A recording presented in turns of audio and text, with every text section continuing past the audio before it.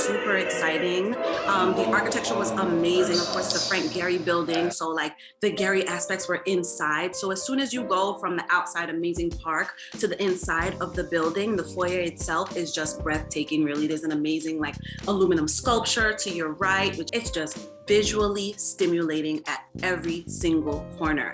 And then there was a wonderfully curated exhibit where I got to meet the president. Here's our interview. Tell me about really this momentous occasion. Why now? What's going on here at New World Symphony, and why should these people come out? This is the opening night of a 5-concert series all about the Harlem Renaissance. I dream a world, the Harlem Renaissance and beyond. And beyond. We take that title from the Langston Hughes poem, which we are going to hear later. So then next we went around the corner to the poetry exhibition where the poets themselves were doing spoken word that they had written, but also that some of their students had written, as they do, you know, a lot of different workshops in the school system. So check out some of the poetry and some of the pieces from their students as well.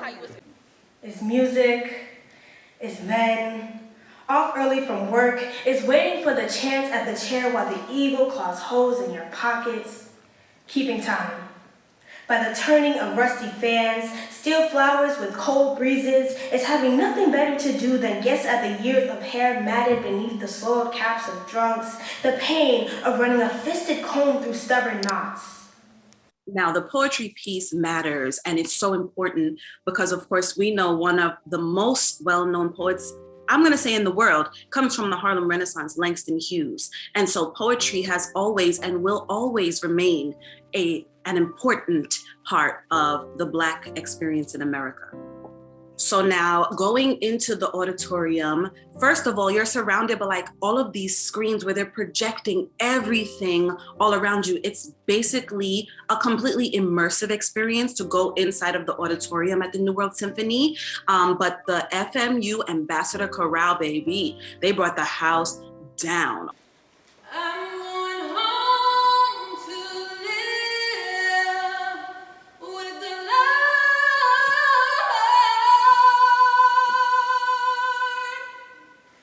Alongside Michelle Bradley, the soprano, who, I mean,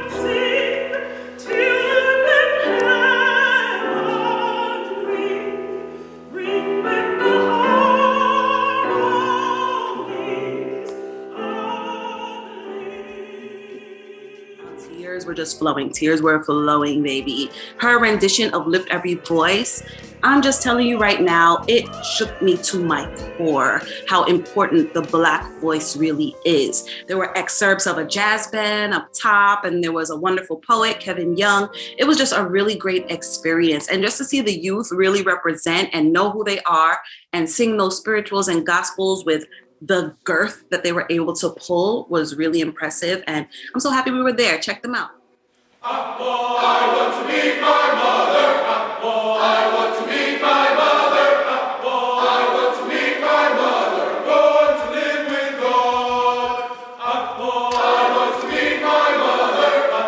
I want to meet my mother. Okay, so then after the amazing performance that we saw, we went to the 6th floor rooftop, overlooking Art Deco Miami Beach, champagne flowing, an amazing jazz band playing as well. And what I happened to notice was there was a great deal of diversity. And being a New Yorker, I'm always looking for that, right? Like, that is my bag. Put me in a mixed bag, please. So I saw young people, old people, Black, white, Asian, Latino, everybody represented and everybody understood the importance of the Harlem Renaissance in classical music today. So, it was just an amazing event.